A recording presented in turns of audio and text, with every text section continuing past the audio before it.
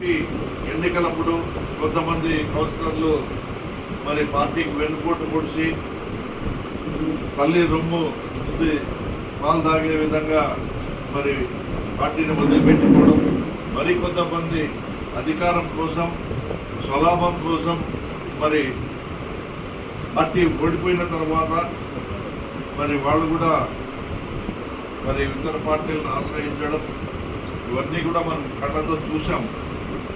కానీ మనం ఎక్కడ కూడా ధైర్యం కోల్పోకుండా గట్టిగా ఉన్న మన కౌన్సిలర్లందరూ కూడా మరి వాళ్ళ మీద పోరాటం, అధికార పార్టీ మీద పోరాటం చేసి ఎప్పటికప్పుడు మరి ప్రభుత్వం చేస్తున్న తప్పులను ఎత్తిపెట్టే విధంగా మనమందరం కూడా మీ సహకారంతో ఈ గుంతకల్లో ఎన్నో సమస్యలకు పరిష్కారం కూడా తీసుకురావడం జరిగింది.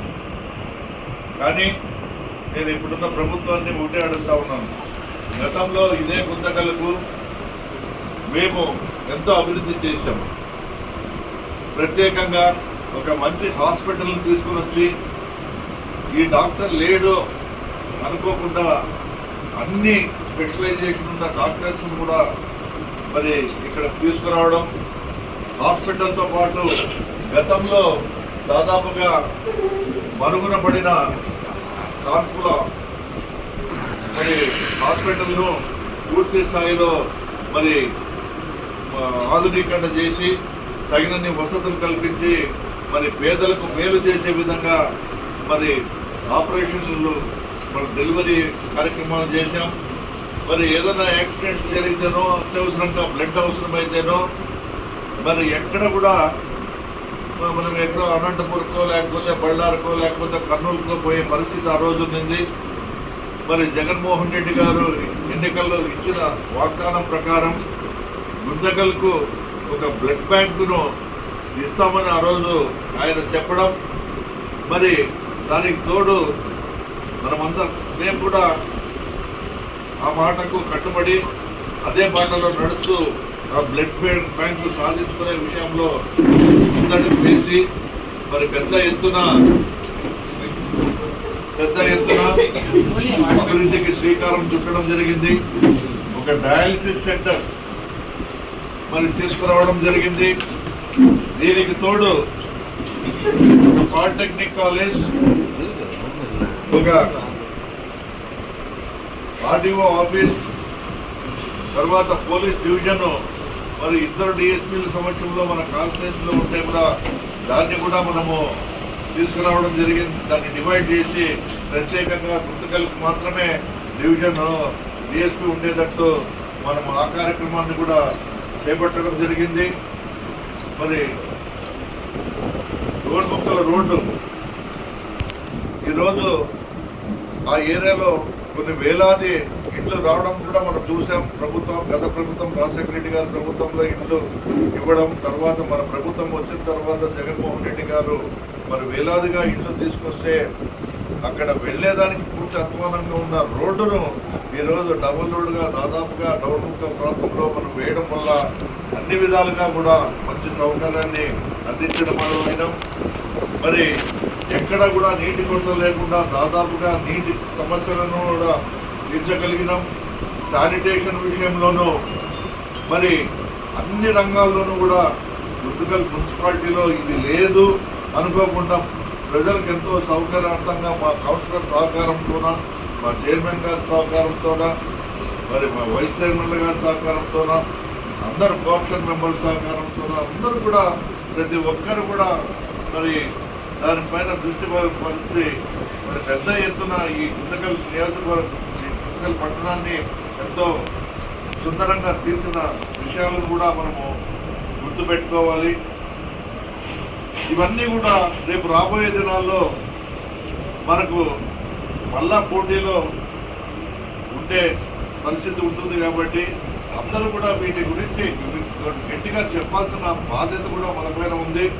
కాబట్టి గతంలో మన నాయకుడు జగన్మోహన్ రెడ్డి గారు కూడా చిన్న చిన్న పొరపాట్లు అంటే చేసింది చెప్పుకోలేకపోయినాం. కాలేజీల విషయంలోనైతే 17 మెడికల్ కాలేజీలు తీసుకుని వచ్చి దాన్ని ప్రజల్లోకి తీసుకోలేకపోయినాం. తర్వాత ల్యాండ్ టైటిలింగ్ యాక్ట్ అని ఆ యాక్ట్ తీసుకొచ్చి దాన్ని పూర్తి స్థాయిలో అమలుపరిచింది జగన్మోహన్ రెడ్డి గారు అయితే దాన్ని తప్పుదోవ పట్టించి తెలుగుదేశం పార్టీ వాళ్ళు రకరకాలుగా దానిపైన అభాండాలు వేసి ఈరోజు జగన్మోహన్ రెడ్డి గారు చేపట్టిన ఆ కార్యక్రమాన్ని వాళ్ళు కూడా చేస్తూ ముందుకు సాగుతూ ఉన్నారు.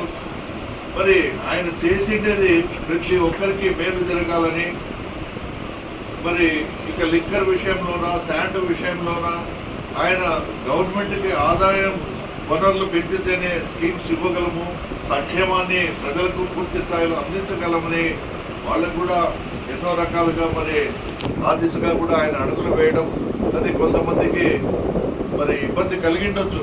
కానీ దానివల్ల ఈరోజు జగన్మోహన్ రెడ్డి గారు ఇచ్చిన ప్రతి హామీని కూడా దాదాపుగా 99% మనం నెరవేర్చగలిగినాం. ఈరోజు ప్రజలందరూ కూడా మరి ఎందుకయ్యా ఈ తెలుగుదేశం పార్టీకి ఓటు వేసి మరి మనము తప్పు చేసినామని తలలు దించుకునే పరిస్థితిలో ప్రజలు ఓటర్స్ కూడా ఉన్నారు. ఇకపోతే రకరకాలుగా కూడా మనం చూస్తూ ఉన్నాం. అధికారులు అయితేనేమి, ఈవీఎంలు అయితేనేమి, ఆ రోజు వాళ్ళ సమక్షంలో ఎన్నో రకరకాలుగా దాంట్లో ఫ్రాడ్ జరిగిందని కూడా మరి మనం రోజు కూడా చూస్తూ ఉన్నాం. కూడా దీనిపైన చర్చ జరుగుతూ ఉంది ఈవీఎంస్ విషయంలో. కాబట్టి నేను ఒకటే చెప్తా ఉన్నాను, రేపు రాబోయే దినాల్లో ఏదో ఈరోజుతో మా గడువు అయిపోయింది కదా ఇంకా మేము ఇంట్లో కూర్చోవచ్చని దయచేసి ఎవరు అనుకోవద్దండి. మళ్ళీ మన పార్టీని అధికారంలోకి తీసుకురావాలా. మీరందరూ కూడా రేపు రాబోయే ఎన్నికల్లో మళ్ళా పోటీ చేసే అవకాశాలు ఉంటాయి. కాబట్టి ఎవరు కూడా ఏదో అయిపోయింది మాది ఇంకా అయిపోయింది నెక్స్ట్ వచ్చినప్పుడు చూస్తాంలే అనే ఆలోచనలు పక్కన పెట్టి అందరూ కూడా వార్డుల్లోన ఇప్పటి నుంచి శ్రమించి ఇంకా 6 నెలలు టైం ఉంది, తప్పకుండా అందరూ కూడా మరి ఆ విధంగా అడుగులు వేయాలని మిమ్మల్ని అందరినీ కూడా నేను కోరుకుంటా ఉన్నాను. అందరూ కూడా చాలా సంతోషం, మీరు మాతో పాటు ఎంతో నమ్మకంగా ఇన్ని సంవత్సరాలుగా మాతో నడుస్తున్నందుకు. రాబోయే దినాల్లో తప్పకుండా మరోసారి మరి పార్టీ వస్తుంది. మన పార్టీ అధికారంలోకి వచ్చిన తర్వాత జగన్మోహన్ రెడ్డి గారు కూడా మనం చెప్తా ఉన్నాడు, ప్రతి కార్యకర్తకు తోడుగా ఉంటానని, ప్రతి ఒక్క మరి ఒక్కరికి కూడా మేలు చేసే దిశగా అడుగులు వేస్తానని. తప్పకుండా రాబోయే దినాల్లో ఈరోజు చూస్తూ ఉన్నాం తెలుగుదేశం పార్టీ అవలంబిస్తున్న తీరును చూసి తప్పకుండా రాబోయే దినాల్లో 2 అనే కార్యక్రమాన్ని కూడా ఆయన తీసుకొస్తానని మనందరికీ కూడా భరోసా ఇస్తూ ఉన్నాడు. ఇవన్నీ కూడా మరి గతంలో ఓటు వేసిన వాడు నావాడే, ఓటు వేయని వాడు నావాడే అని అన్ని పథకాలను తెలుగుదేశం పార్టీ అయితేనేమి కమ్యూనిస్ట్ పార్టీలు ఖచ్చితంగా పనిచేసి మనము ఏ ఒక్కరికి కూడా లబ్ధిదారికి అన్యాయం చేయకుండా గ్రామ సచివాలయాలు, వార్డు సచివాలయాలు తీసుకుని వచ్చి పెద్ద ఎత్తున ఒక మరి ఎన్నో రకాలుగా మార్పులు తీసుకుని వచ్చి అభివృద్ధికి తోడ్పడిన వ్యక్తి మన మాజీ ముఖ్యమంత్రి వైఎస్ జగన్మోహన్ రెడ్డి గారిని కూడా నేను ఈ సందర్భంగా గుర్తు చేస్తా ఉన్నాను. సంక్షేమాన్ని అందిస్తూ ఒక పక్క రైతులకు ఇన్సూరెన్స్ ఇస్తూ రైతు మరి భరోసా కేంద్రాలను తీసుకుని వచ్చి రైతులకు గిట్టుబాటు ధరను ఇచ్చే విధంగా కూడా ఆయన ఒక నిధిని ఏర్పాటు చేసి ఆ నిధి ద్వారా మరి గిట్టుబాటు ధర కల్పించి మరి రైతులకు కూడా ఎంతో మేలు చేసిన కార్యక్రమాలు కూడా మనం చూసాం. ఇలా చెప్పుకుంటూ పోతే జగన్మోహన్ రెడ్డి గారు గురించి చెప్తూ పోతే ఎన్ని గంటలైనా తక్కువ వస్తాయి. కానీ నేను ఒకటి మాత్రం చెప్తా ఉన్నాను, మనమందరం కూడా కలిసికట్టుగా అడుగులు వేసినాం, అందరూ కూడా కలిసి పనిచేసినాం, సొంత కుటుంబ సభ్యులుగా మనమందరం కూడా ముందుకు పోయినాం.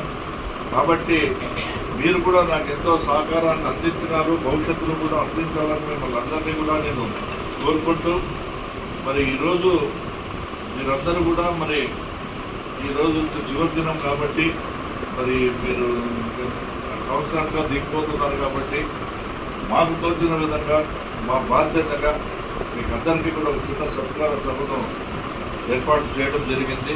కాబట్టి ఆ దిశగా ఇప్పుడు కార్యక్రమాన్ని ముందుకు సాగిస్తాం.